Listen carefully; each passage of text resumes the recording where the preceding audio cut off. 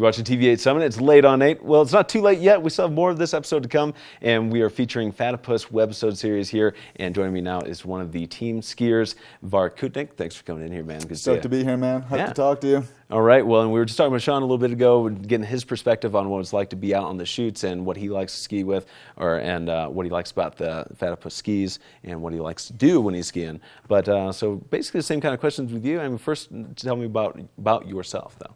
See, where to start? I grew up on the East Coast, kind of skied there my whole life. Mount Snow was like a big home mountain for me. Okay. Moved up to Waterville my senior year. Went to ski academy up there, got awesome coach, taught me a lot. Ski academy, were you racing? I was actually doing freestyle. I was competing on the East Coast, doing that whole circuit, Gatorade Free Flow Tour, etc. Very cool.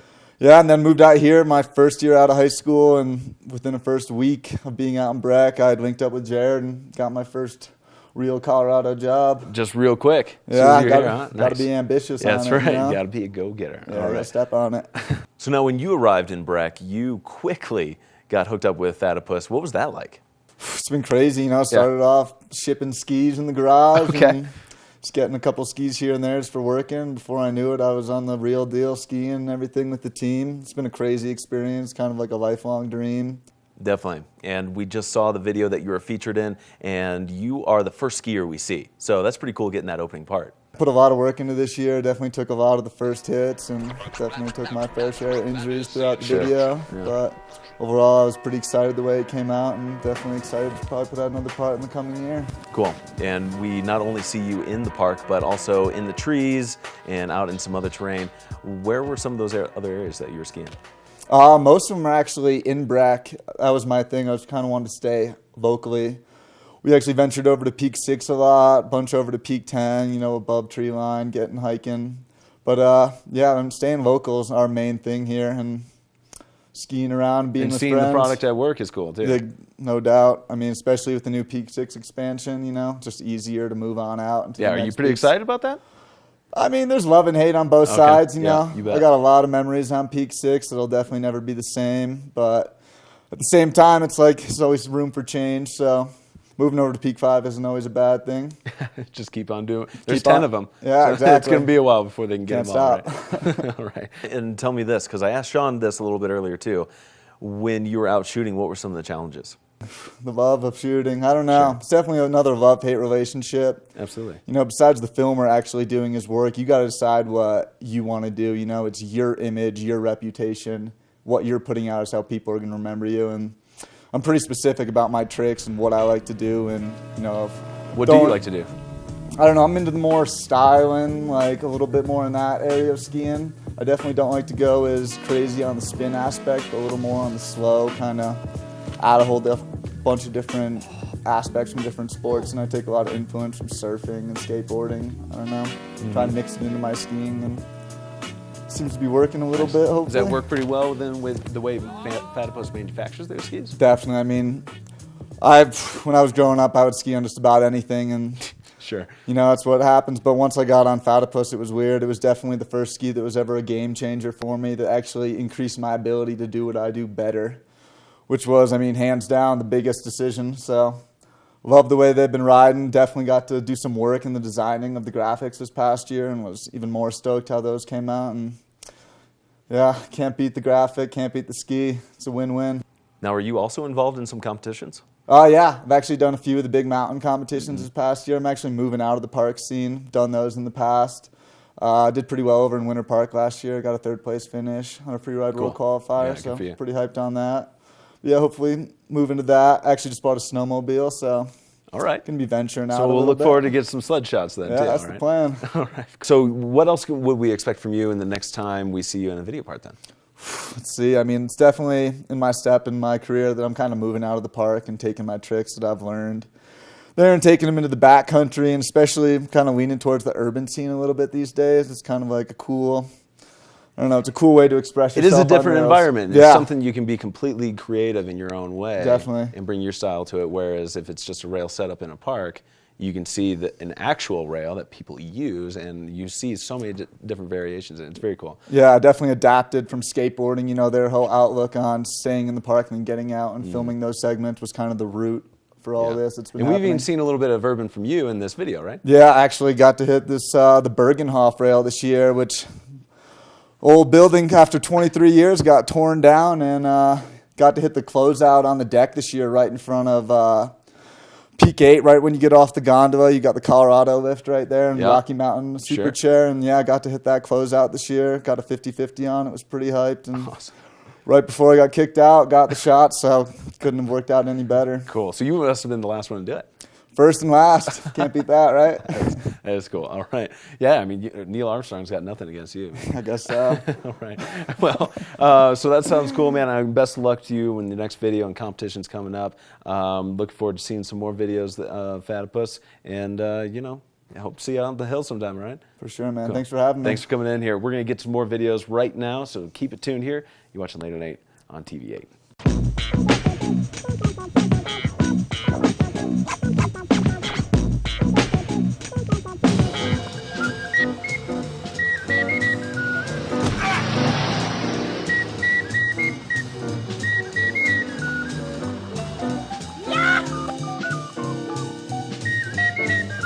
No cars in the village.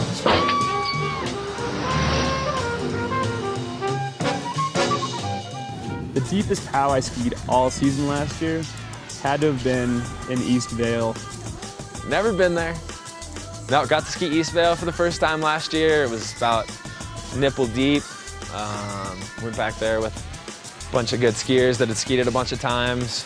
Can't say enough about that terrain. I go to Vail Mountain. I go straight for the out-of-bound gate and go right back to Eastvale because the terrain is huge.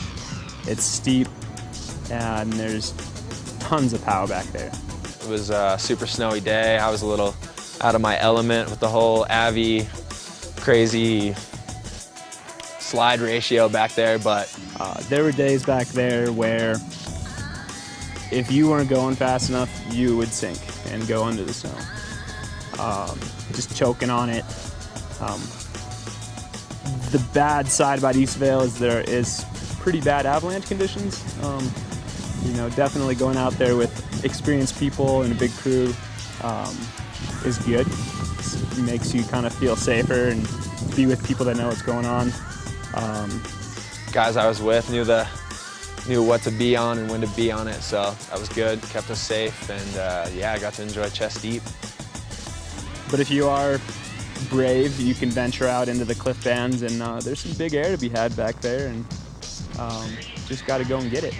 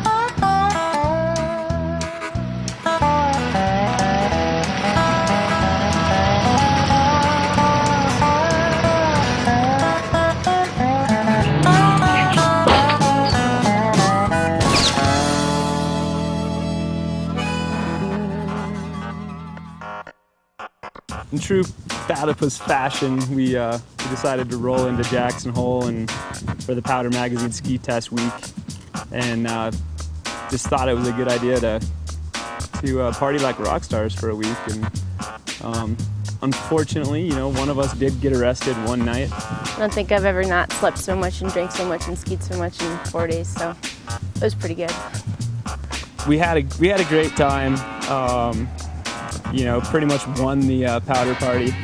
Drunkest kid there, I think. Told everybody, you know, how awesome we all were. I gotta start over. Ski town. A lot of drinking. A lot of fun. But you know, got some good skiing in, I think. And you know, it's Jackson. It's huge. It's great. Got to roll into Jackson with a newcomer to the Fatipus team this past year, Matt Lusko. Pretty quiet kid, pretty reserved, seems like a nice kid. Didn't really know anything about him. He, you know, we're rolling there and halfway there we stopped, pull over on the side of the road, and he gets out of the car and starts doing backflips. So I guess that might have been kind of a precursor to what we were about to see. It's been cool meeting some guys on the team. I met John Mason on the Jackson Hole trip, and he likes to go big. On the third day, when we went to scope out this cliff, you know, him and I went up there first and kind of fed off of each other, and I'd been eyeballing the big side and wasn't really sure what he was doing, and he started lining up this diving board. You know, one person, everyone standing up there makes you really want to go up there and get a piece of it, so it was fun. He's like, oh, I'll go right now, and I'm like, all right. I went and I was just like, you know, threw a big backflip off of a cliff, and then he goes and sends another cliff. Definitely a fun guy to ski with. So next thing I know, he's busting out about a 55-foot backflip off the thing to his feet.